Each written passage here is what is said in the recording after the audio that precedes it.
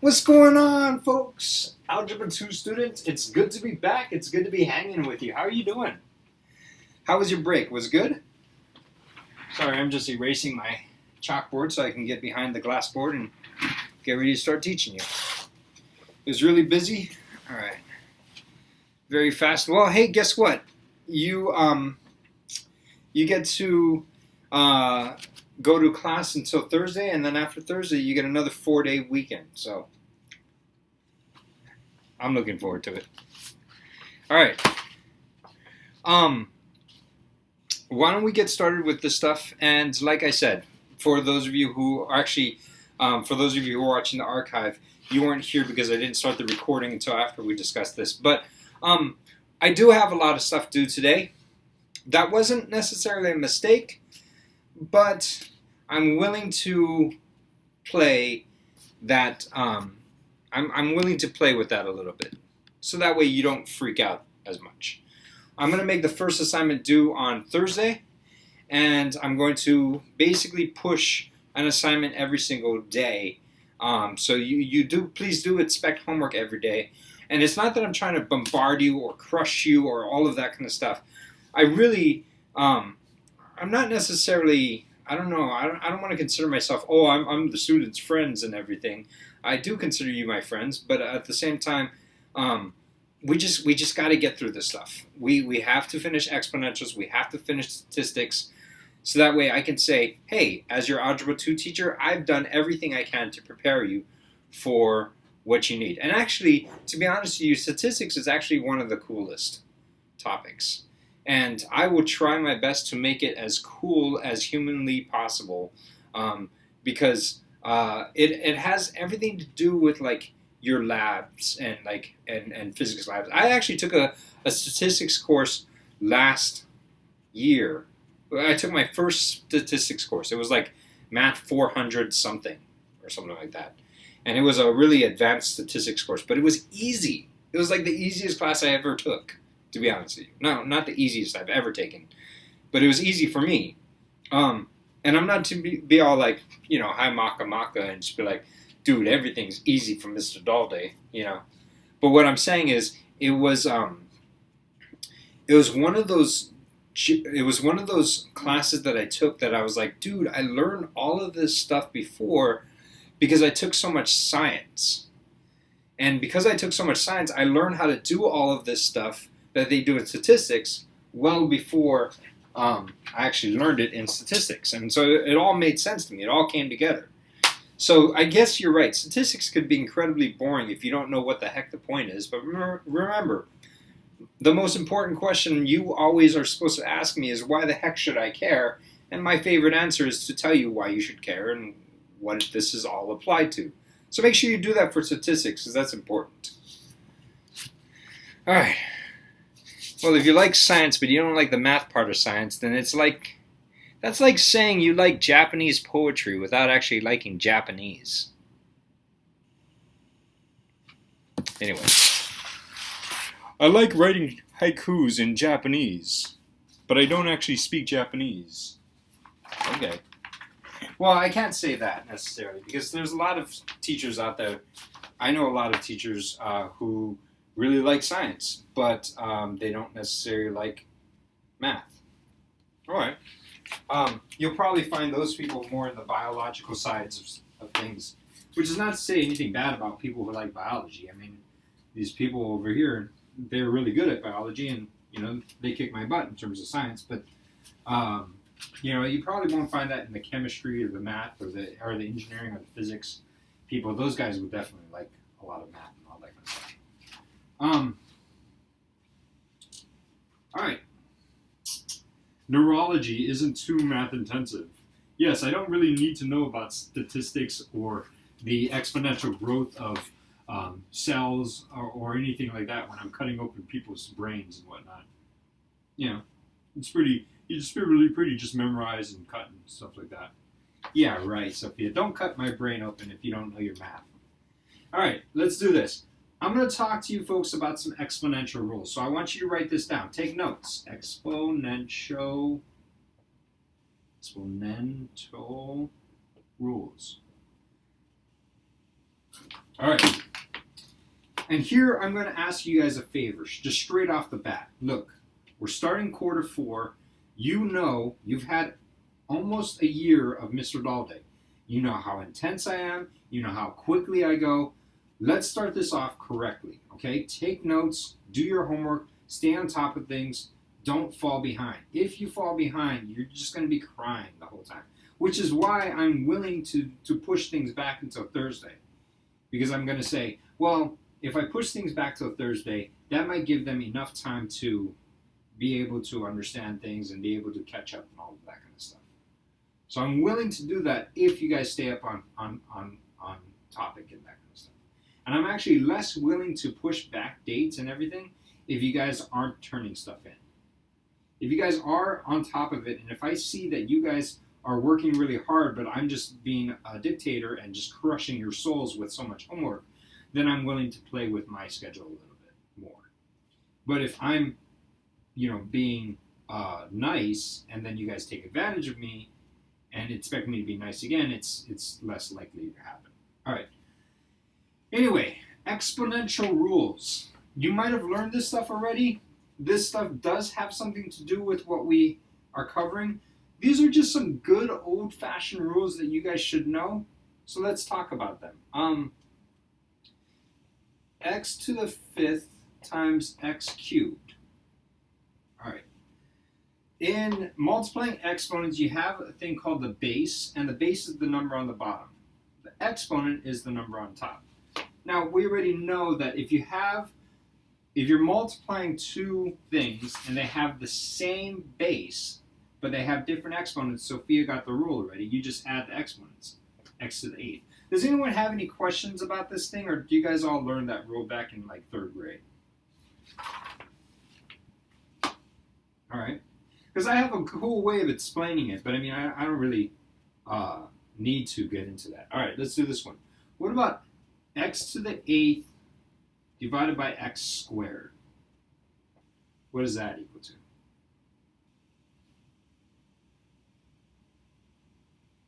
X to the 6th. Okay, good.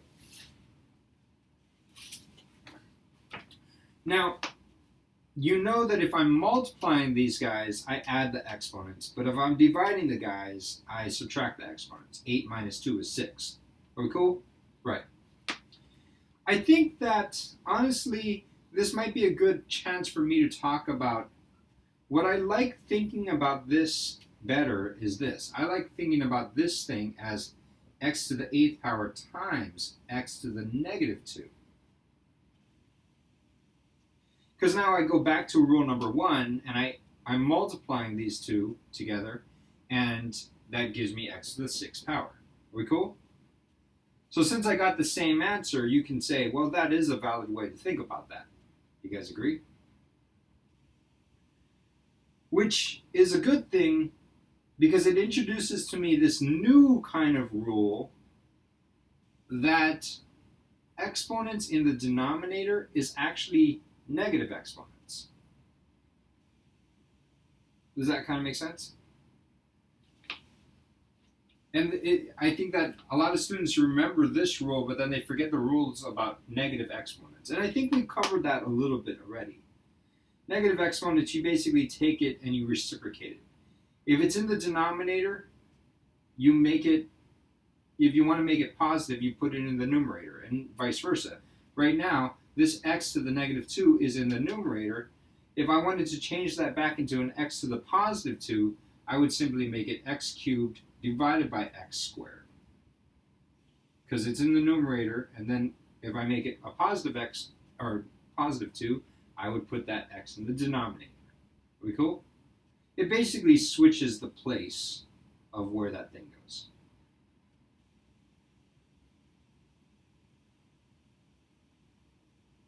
Oh, how would I express this as a fraction? Actually, how would I express that as a fraction? Is that what you're asking me?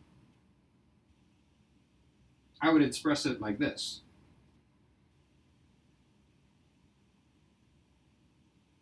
Oh, x to the negative 8 times x to the negative 2. Is that what you're asking? Sophia's just asking a totally separate question. I'm fine with that. what is x to the negative 8 times x to the negative 2? Is that what you're asking? All right, let's basically do this. Let's do this. X to the negative 8 is basically putting x to the positive 8 on the bottom. X to the negative 2 is making it x to the positive 2 on the bottom. And then since it's a fraction, we can't just have no number up on top, so we usually just put a 1. Kind of more as a placeholder, right? If it were 0, that would just kill the whole thing, so obviously it's 1, right? And then this would be 1 over x to the 10th power, because I would invoke rule number 1, of course. Are we cool? All right. So you guys got those two rules? I think that I didn't write it down on this piece of paper over here, but I didn't write it down on this piece of paper over here, but this would actually be a good place, a good thing to write down. I think the official writing, the way you would write these rules is x to the a times x to the b is equal to x to the a plus b. That's really saying the same thing as what you already knew. That was like x to the 5th times x squared, or x cubed is x to the 8th. But as long as you, I don't know, just write it down. Same base, different exponent. You can keep the base and add the exponents. And then they also write something like x to the negative a is equal to 1 over x to the a. This is another formula. But we've already talked about this. We've already covered this. Are we cool? These are exponential rules that you should have learned back in 2nd grade. Of course, I keep getting younger and younger and expecting you to learn this back in like kindergarten. Are we cool? So write these down, and they look scary in this form. But realize that these were two things that I explained to you, and you guys didn't seem to like bat an eyelash at. You guys were just fine with that. All right, let's move on. What about an exponent of an exponent? Like, for example, x cubed squared. What is that equal to?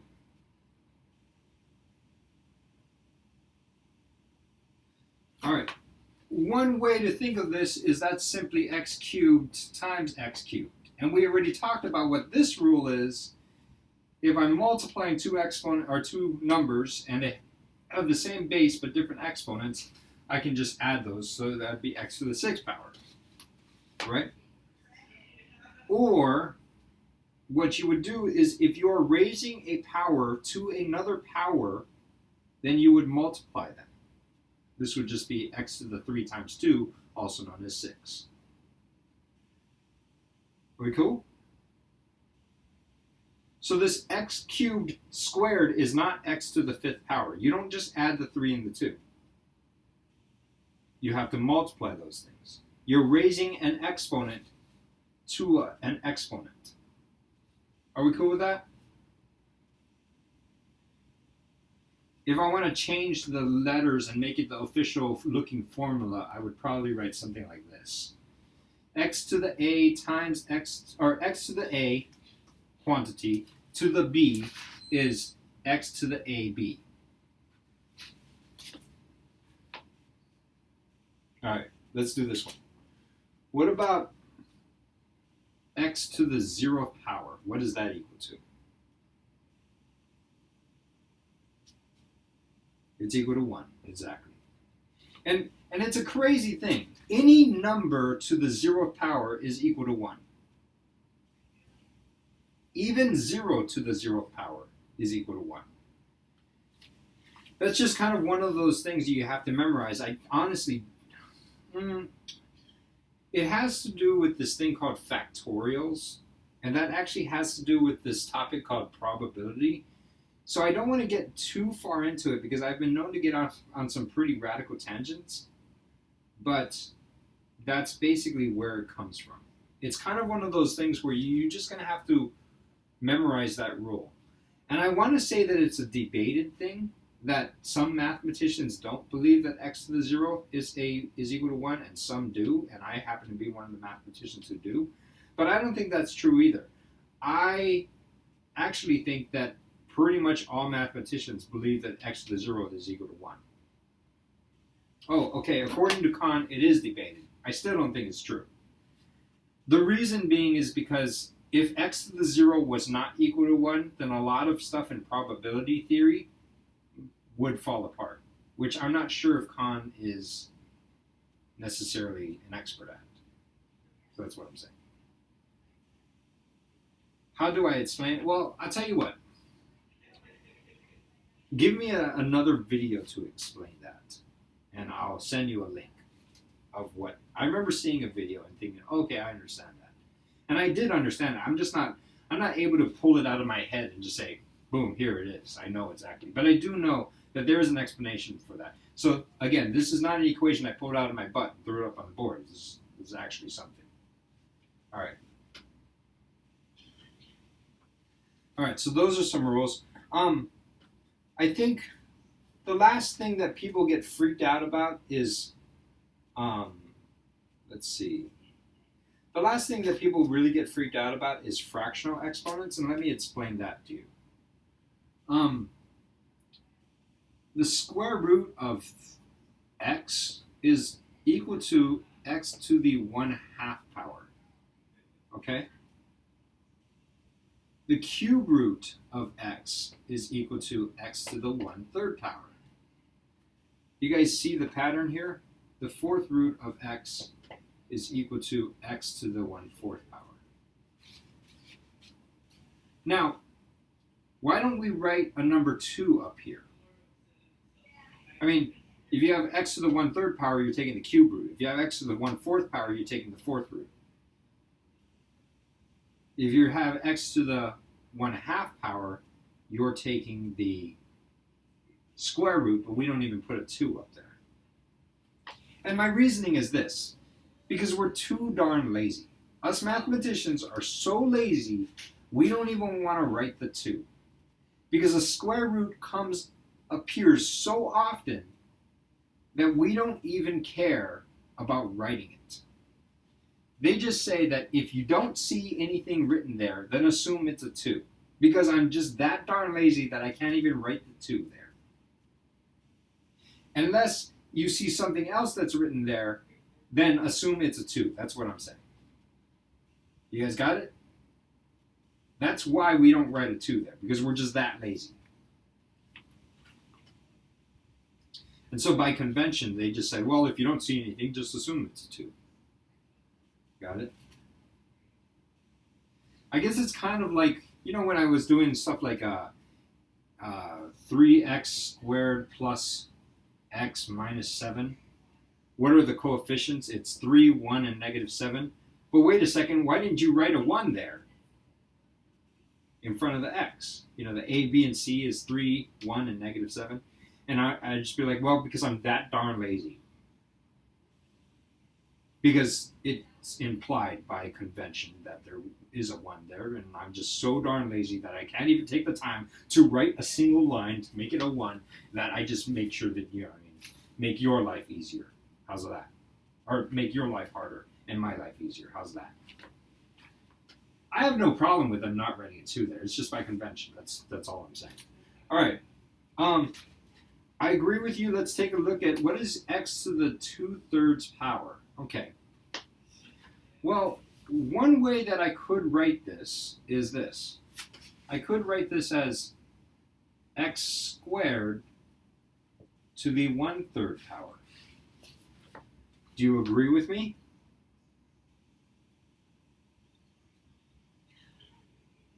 Because according to my exponential rules, an exponent to an exponent, I would just multiply, and 2 times 1/3 is 2/3. So no one's bugging me about writing it like this. And then I could write this part, I definitely know that. That is the cube root of x squared. So that's how you get from here to here. And I'll try to remember to slow down when I'm dealing with fractional exponents. I know that freaks you guys out. No, I don't add anything. No, absolutely not.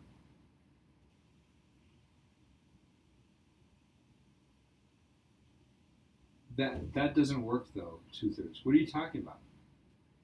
Oh no. I'm multiplying 2 times 1/3. Yeah, and that does give me 2/3. But if I add 2 plus 1/3, no, that doesn't give me x to the 2/3.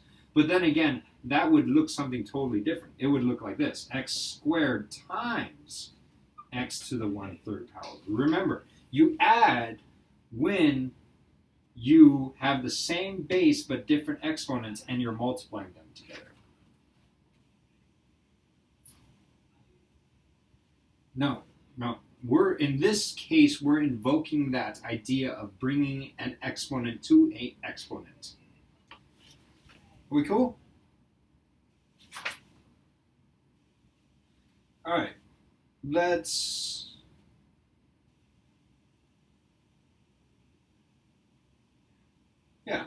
I think we're good there.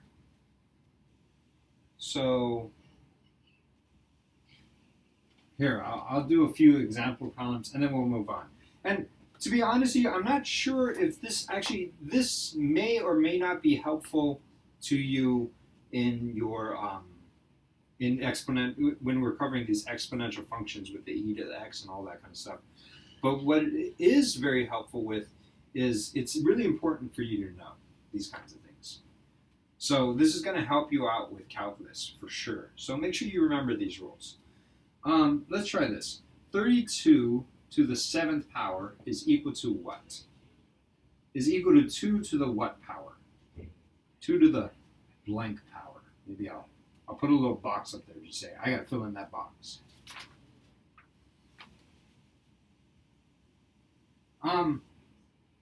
You guys want to do a review? No, I think that the stuff coming up that I'm going to lecture on is going to be a good enough review for that. So I don't have a whole lot of time, so I got to get booking on this. All right. So 32 is actually 2 times 2 times 2 times 2 times 2. Right? 2 times 2 is 4, times 2 is 8, times 2 is 16, times 2 is 32. Good. To the 7th power. This can be written as 2 to the 5th power, because that's 5 2's. To the 7th power, which is actually 2 to the 35 power. No, not 2 to the 12th power. Nope, definitely not 2 to the 12th power. Cameron, I think that what you're thinking is this is 2 to the 5th power times 2 to the 7th power. That, my friend, would be 2 to the 12th power. Nope, this one is very different. In fact, this is the exact same mistake, that Bradley made like 20 seconds ago.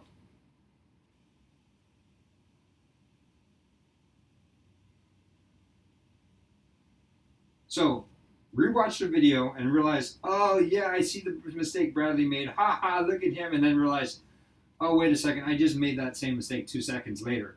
Ha ha, shame on me. All of that kind of jazz. You guys can figure it out. I'll let you do that. But I'm just saying, you understand, well, not necessarily you understand, but is everyone cool with that? The 2 to the 35 power? It's an incredibly large number, and I don't know what it is. But I mean, think about it. What is 32 times 32 times 32 times 32? 7 times. That's a big number that we're talking about here.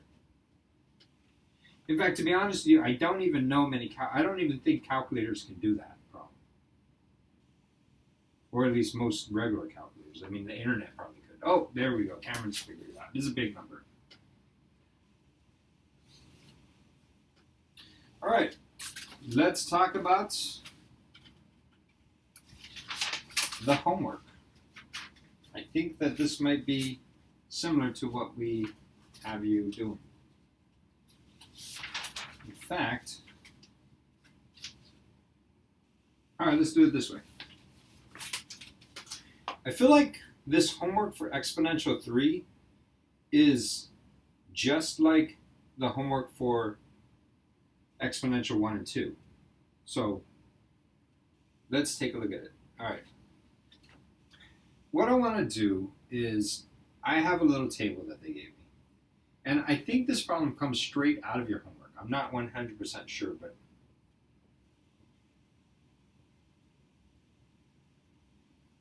this looks to me like the first one that comes from your homework. Are we cool with that?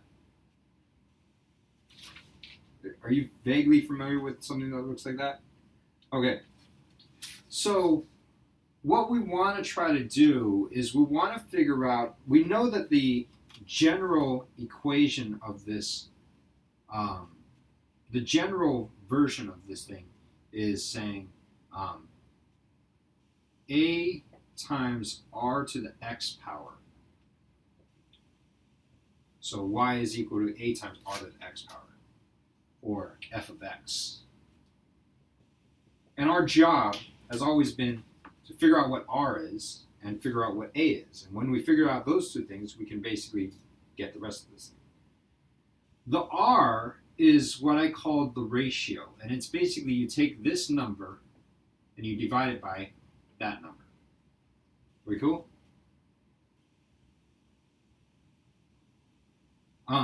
Yeah, a times b to the x, a times r to the x. It's really the same thing. It's just I'm using different letters. I use an r mainly because I'm talking about ratio, and then the a, I'm using a capital A because I don't know why. I mean, it's really the same a that appeared in, this is the gummy bear factor. So we got that. All right, the r, all you got to do is take this number and divide it by that number. 27 divided by 9 is 3. So r is equal to 3. We cool? And then what you do is you plug in one of the values. Or you go, say, f of x is equal to a times 3 to the x power. And then what you do is you say, okay, well, I know that one of the points this thing lands on is 2, 9. That means if I plug in 2 for x, then f of x is equal to 9. So 9 is equal to a times 3 squared. So 9 equals a times 9, so a is equal to 1. All right, cool. So my formula is f of x is equal to 1 times 9 to the x power. And because I'm so darn lazy, I'm not even going to write the 1. Yes, the archive will be posted, of course. But because I'm so darn lazy, I'm not even going to write the 1. And I'm going to let you assume that it's there. Now, what I ask for you is, what is f of 3? Well, that's 9 to the 3. Oh, I'm sorry. You're right. It's 3. That number should be a 3 there. We cool? Yeah, 3 to the x. You're right. A was 1. R was 3. So that's 3. All right. Yeah, exactly. 3 cubed is 3 times 3 times 3, which is 27. What is f of negative 3? Okay. Well, that's 3 to the negative 3, also known as 1 over 3 cubed, also known as 1 over 27. Yeah, that's it. And I think that if you were to plug that into I think that I can't have you plug that into the computer, so I'd probably ask you to plug it into a calculator and give me the decimal number, to the nearest whatever degree. It doesn't matter to me. Are we cool?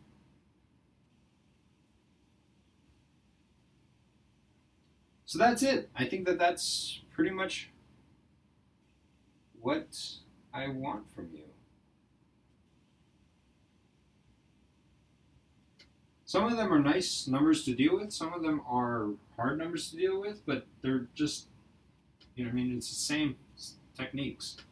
Let's do this one, just because it looks like it would freak you out.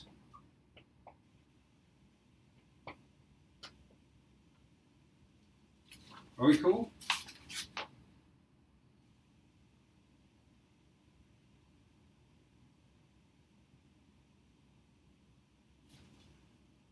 Oh, okay. Genesis is saying, I don't like the ones that where you're dealing with a graph. Okay. Well, how's about this? What if I didn't give you this problem, but instead I gave you this problem?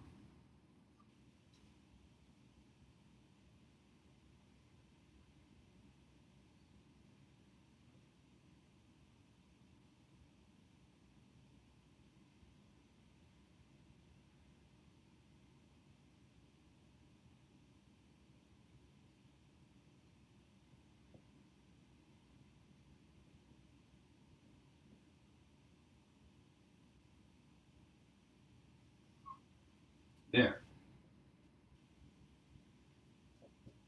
It's a graph, right? So I didn't give you this one, I gave you this one instead. This is the one with the graph, right? And it freaks you out. Well, would you agree with me in saying that these are the same thing? All I did here was I just put the numbers in a table.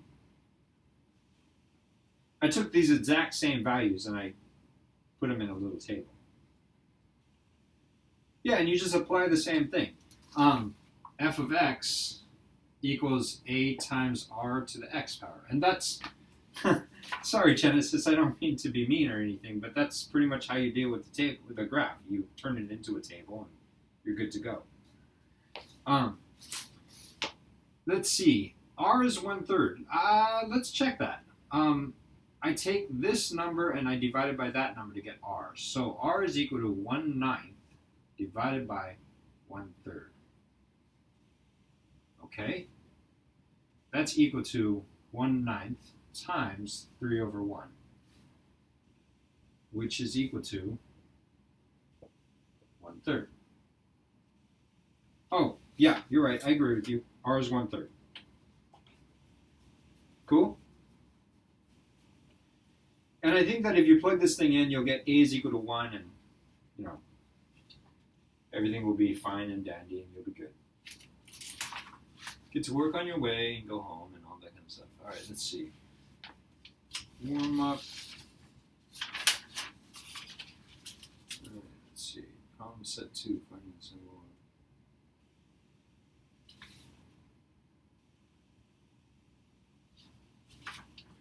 Okay. I think that a lot of this homework that I have coming up, I honestly, here's what I'm looking. A is the y-intercept. Oh, that's a good observation. A is the y-intercept. No, A is the gummy bear factor thing. And actually, I would say in this case, both of you guys are correct.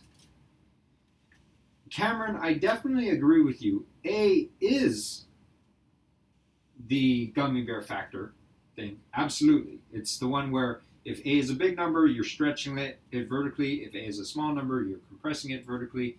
If A is a negative number, you're flipping it, all of that kind of stuff. I agree with you completely. But in this particular case, Sophia, I think you're correct as well. The y-intercept is also A. And the reason for that is because this. For the y-intercept, you plug in when x equals 0, right? So A times r to the 0 power is just, r to the 0 power is just 1. So your y-intercept is equal to A in this particular case. Yeah. But that only works for this case. That's not something in general. That's not a general rule. In ax squared plus bx plus c, it's actually c that's your y-intercept.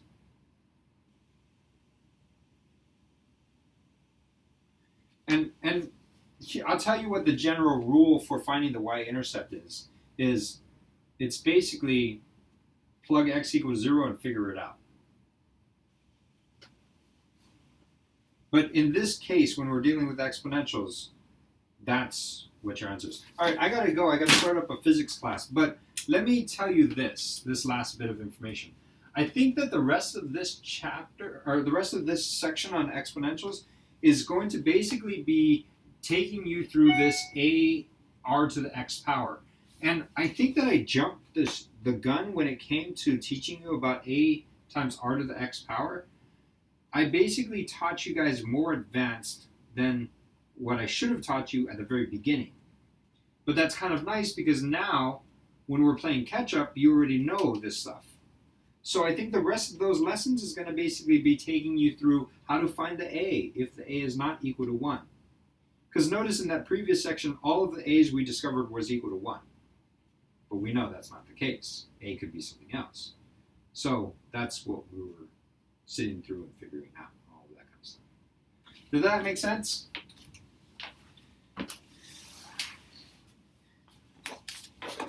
So I think that what I previously should have taught you was just f of x equals r to the x power, but not include the a factor in there. But since I already taught you that thing, yeah. How do we have, or how specific do we have to be in fractions? I usually give it a lot of play with your homework, and also I'm going to start up my physics class pretty soon. But keep in mind that I'm going to be pretty relaxed with this stuff, and I'm going to keep in mind that after I'm done with this class, I'm going to show you guys how to or I'm going to adjust your calendar. All right. Have a wonderful rest of the day, and I'll see you folks on Wednesday. Okay. Yes, today's assignments will be pushed. All right, bye.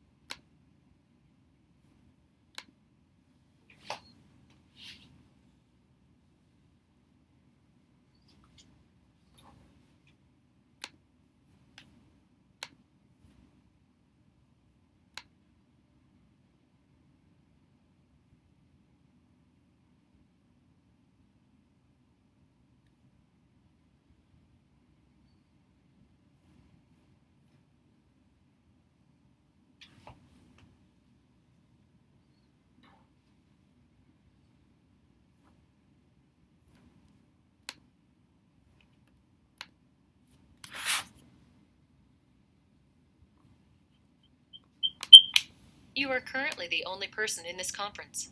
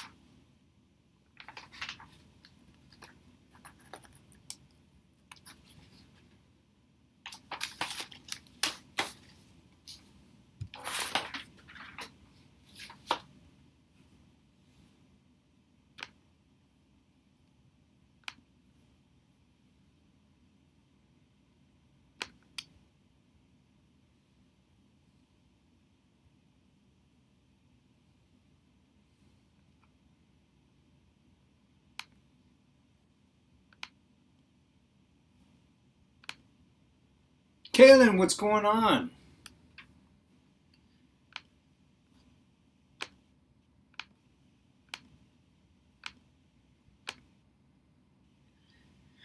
How was your break?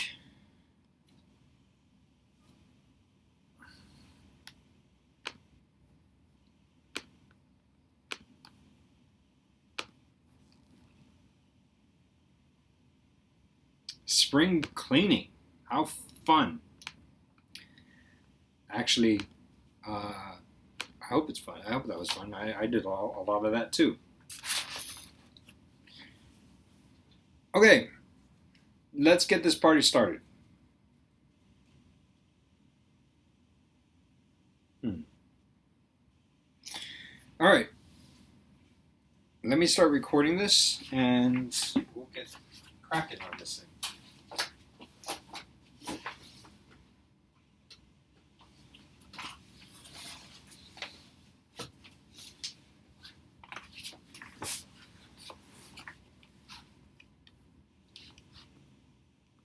Oh wait, do I need to do this?